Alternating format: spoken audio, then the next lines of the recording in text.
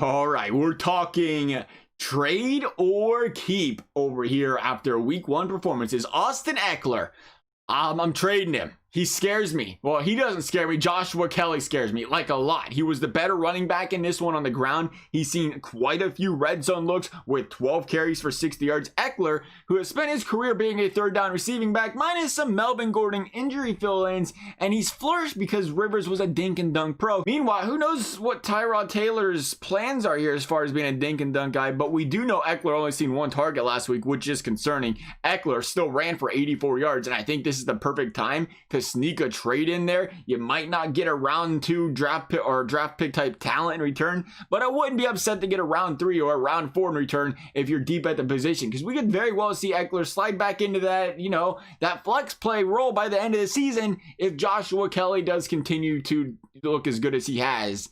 And it's an extremely risky piece to hold here in Ekeler. The upside, I mean, sure, it's there, but the downside, it's looking pretty frothy right now for Ekeler. How about Odell Beckham Jr.? OBJ, now, you know what? I'm going to say it. I'm going to say we keep him. And here's why. We told you to sit him. We told you to sit him going in this week. It was the right call. He struggles versus this Baltimore secondary. 2 very good CBs there in Baltimore. And rightfully so, he struggled again. What concerns me about this Cleveland Browns team is the coaching staff and how much they throw the football. It is still Odell Beckham Jr. And I think if it wasn't the guy you reached for and you waited and he fell to you, which is the only case that we took Odell. He falls to that 4th round to you if you can get him there. Maybe the 5th. That would be a little exaggerating, but it's possible. You get him to slide down in the draft past his average draft pick. And then you're like, you know what? We'll take the chance on him because we ain't playing a risk game. The upside's a little bit better there for him. And I think that's what you look at OBJ.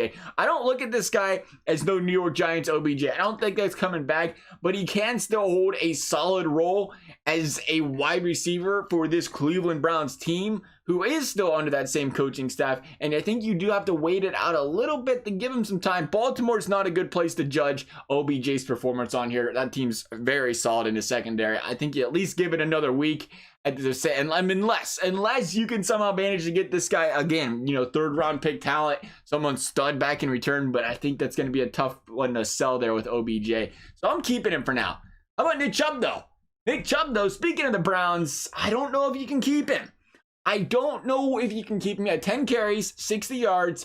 If you do trade him, I'd wait for the Bengals and wait for him to play the Bengals. That's a good matchup there. Who's, still has to prove themselves against the run game. And at that point, I wouldn't also trade down with Nick Chubb. I wouldn't say, let's get rid of Nick Chubb and trade for, I don't know, like a Todd Gurley or a David Johnson or something of that nature. I don't know if I'd go down that far as being week 1 looking at the draft board. You could think about it. I don't think you should. I think you try to get 2nd round talent, 3rd round talent in return. But here's the problem with Nick Chubb. We call this man Kareem the Dream Hunt. That is the problem. This Cleveland Browns team is going to run the football. They're going to run the football a lot. The problem is Kareem Hunt seems to be the better passing option. And if you're going to split carries between the two, he's seen more touches than Nick Chubb did to start the first week. I think you got to be concerned about that. When it comes to taking a guy in the 2nd round, you are not drafting a committee guy. You're trying to draft a stout, bona fide, guaranteed number 1. Nick Chubb, who has all of those traits, but Kareem Hunt is in the way.